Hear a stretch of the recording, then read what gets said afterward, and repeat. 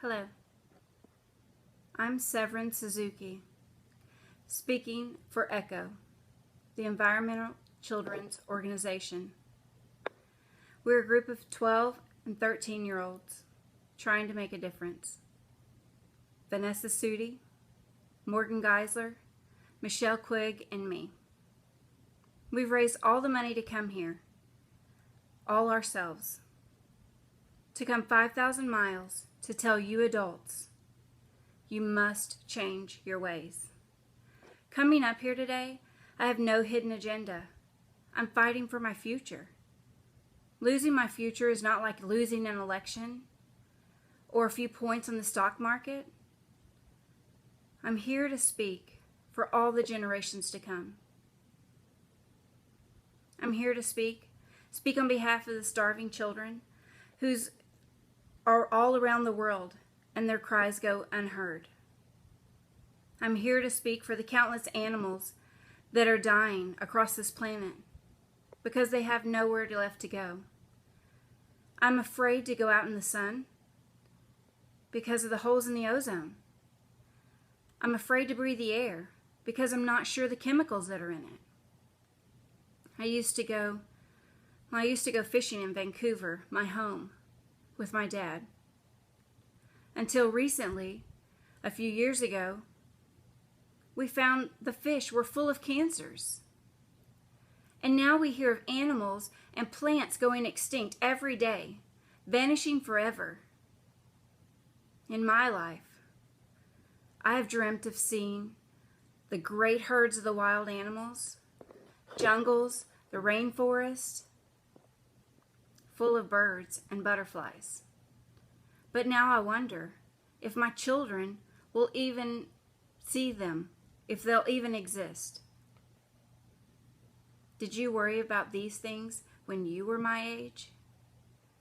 All of this is happening, and it's all before our eyes. And yet we act as if we have all of the time that we want and all of the solutions. I'm only a child, but I don't have all of the solutions.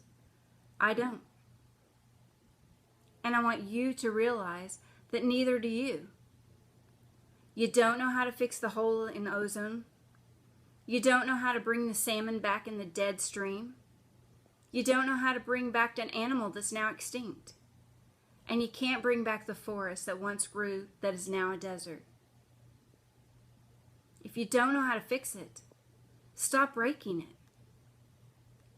Here, you may be delegates of your government, business people, organizers, reporters, or politicians. But really, your mothers and fathers, sisters and brothers, aunts and uncles, and all of you are someone's child. I'm only a child, and yet I know that we are all family. 5 billion strong. In fact, 30 million species strong. And borders and governments, that will never change that. I am only a child, yet we know that we are all in this together and should act as one single world towards one single goal. In my anger, I'm not blind. And in my fear, I'm not afraid of telling the world how I feel. In my country, we make so much waste.